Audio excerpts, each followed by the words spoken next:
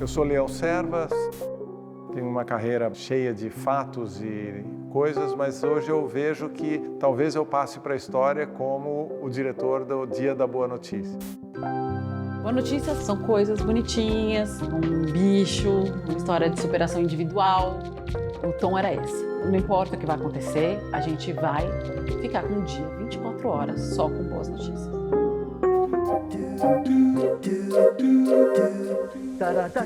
Tempos felizes! E virou, claro, uma lenda, né, do jornalismo, porque de fato foi um negócio inacreditável. Mas, claro que depois as piadas vieram, mas eu acho que é só uma confirmação muito grande de que isso não ia dar certo, não podia dar certo. Eu acho que a gente só não tinha ideia que podia dar tão errado, entendeu?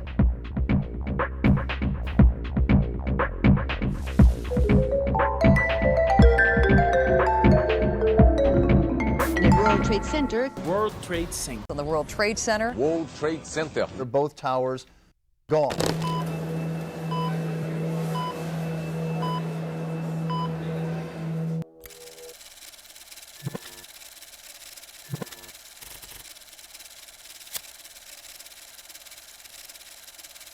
O IG nasceu de uma ideia de um grupo de investidores que percebeu que a forma de criar realmente um boom, uma revolução da internet, era ter internet grátis. Tanto os investidores como o Nizam Guanais, que era um dos fundadores, chamaram um grupo liderado pelo Matinas Suzuki e eu e o Matinas trabalhamos na concepção do conteúdo que as pessoas teriam quando entrassem na internet.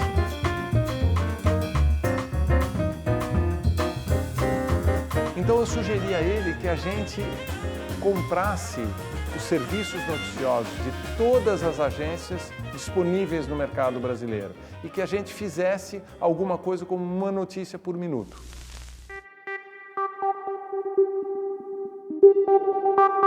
O último segundo era para chamar última hora, mas conforme a gente foi usando e experimentando o publicador e foi entendendo a velocidade, né, que dava para publicar a informação, passou de última hora para último minuto e aos 45 do segundo tempo passou de fato para último segundo, porque era essa a velocidade, né, de publicação.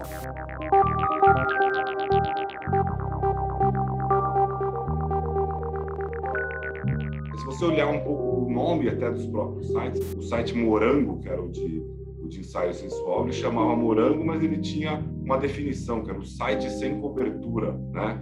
O próprio site de celebridades, o Babado, era o Babado, o site com pimenta. Então ele sempre trazia esse caráter um pouco do mercado de publicidade como um produto, né? O Dia da Boa Notícia, eu acho que surge dentro desse DNA de negócios que o IG tinha.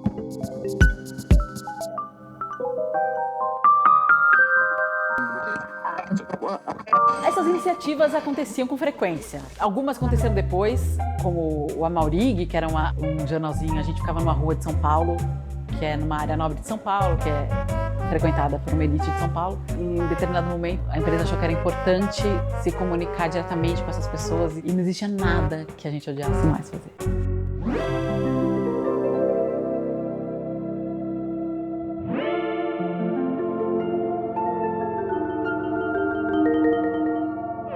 Nas reuniões de pauta nossas, dos editores, e se a gente fizesse um Dia da Boa Notícia? E quando o Matinas falou isso, eu imediatamente disse, não, isso não vai dar certo, por favor. Boas notícias não são notícia. E claro que isso tem muito mais a ver com publicidade do que jornalismo, né? Então os jornalistas não ficaram nada satisfeitos com essa ideia, porque tem uma questão muito prática que é jornalismo, você traz os fatos e você não consegue brigar com os fatos. Eu, dada hora, percebi que tem momentos da vida que não dá para você ser o cara que fica falando não, não, não, não. E aí eu falei, então vamos fazer. Eu preciso de um mês para, neste um mês, eu porei os repórteres para fazerem reportagens especiais sobre boas notícias. Happiness is beautiful. It's a kind of reality. Happiness is the highest good. Happiness is free. So let's be so very happy. Em algum momento do dia 11 de agosto, nós decidimos fazer o Dia da Boa Notícia num dia 11 de setembro de 2001.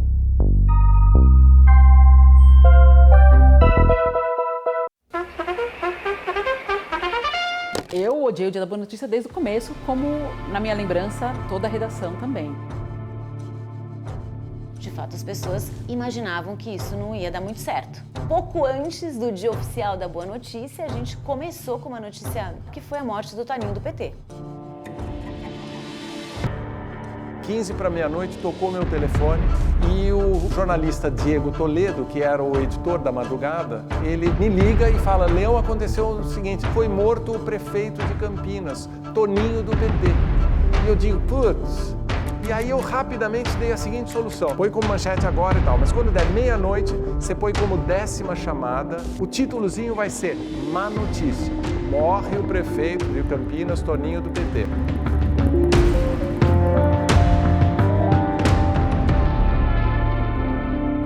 Eu entrava às 7 da manhã, as pessoas mais sêniores chegavam mais tarde para fazer o horário nobre. Tava no começo do meu expediente, 1 hora e pouco, 1h30 do meu expediente. Um avião voou direto num arranha-céu no meio de Nova York.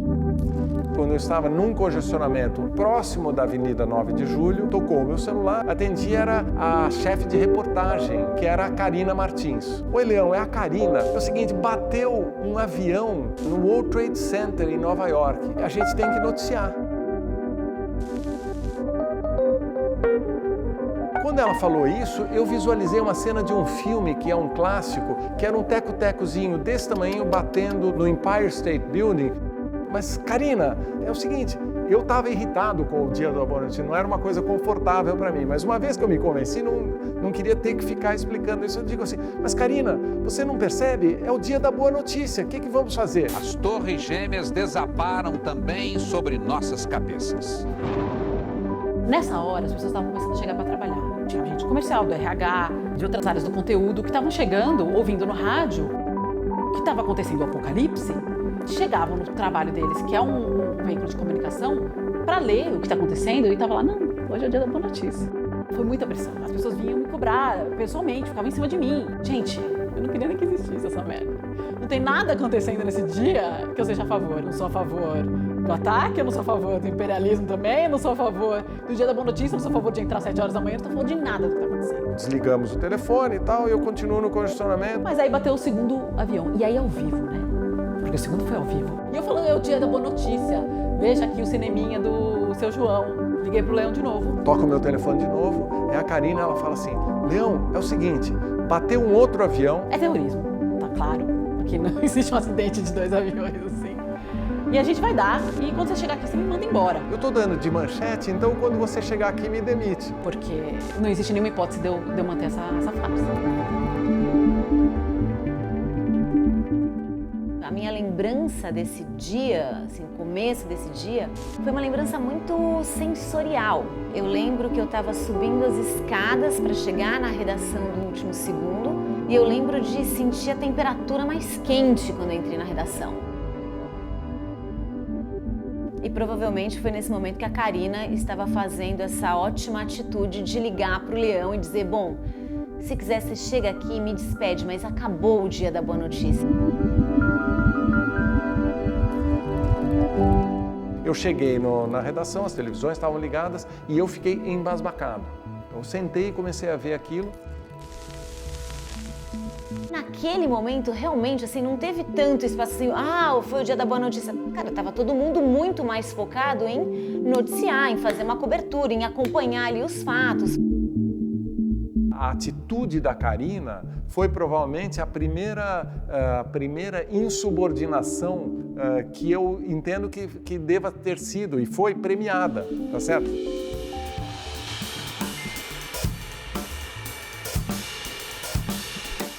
Aí nós fizemos um editorial, que foi um editorial que era muito interessante como peça jornalística, porque ele declara exatamente isso. Nós tentamos, mas as más notícias se impuseram e, portanto, chega do Dia da Boa Notícia.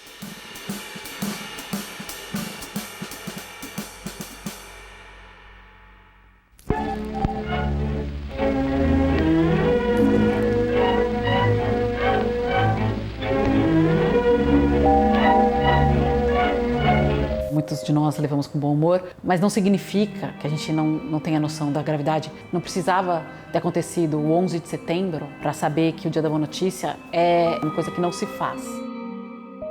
Eu acho, sim, que é super importante você divulgar, dar visibilidade para as boas notícias, para as boas iniciativas. O que eu acho importante do jornalismo é você fazer matérias, você fazer reportagens que podem sim estar num lugar de portadoras de notícias ruins, mas que graças a essas matérias você consegue transformar realidades. Eu acho que o importante é nunca o jornalismo perder o caráter do que é notícia. Mas, ao mesmo tempo, notícias que trazem uma inspiração, que trazem um ponto de vista de superação, elas, na minha concepção, elas são boas notícias.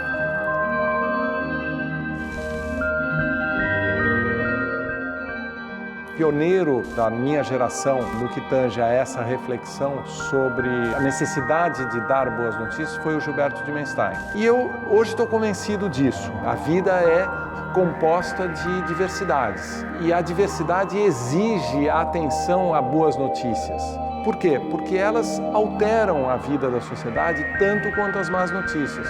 Mas o fascínio que a imprensa devota às más notícias cria uma percepção errada da realidade. Um caso clássico: os americanos morrem de medo da violência e se armam até a tampa. Esse armamento causa uma série de más notícias. Nova York é uma cidade muito mais segura do que jamais antes em sua história, mas os americanos têm uma percepção de que ela continua violenta. A mesma coisa acontece em São Paulo. Nós elegemos políticos dizendo que vão melhorar a segurança, quando objetivamente a cidade de São Paulo vive os melhores índices de violência de toda a sua história. E por que essa percepção negativa? Em grande medida pela imprensa.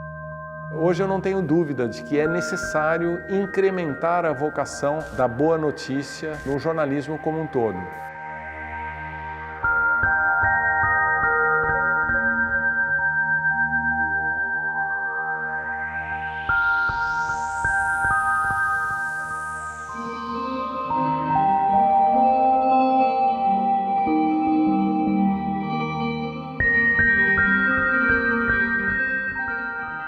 Eu defendo que a imprensa melhore sua atenção às boas notícias, mas eu jamais faria um Dia da Boa Notícia novamente.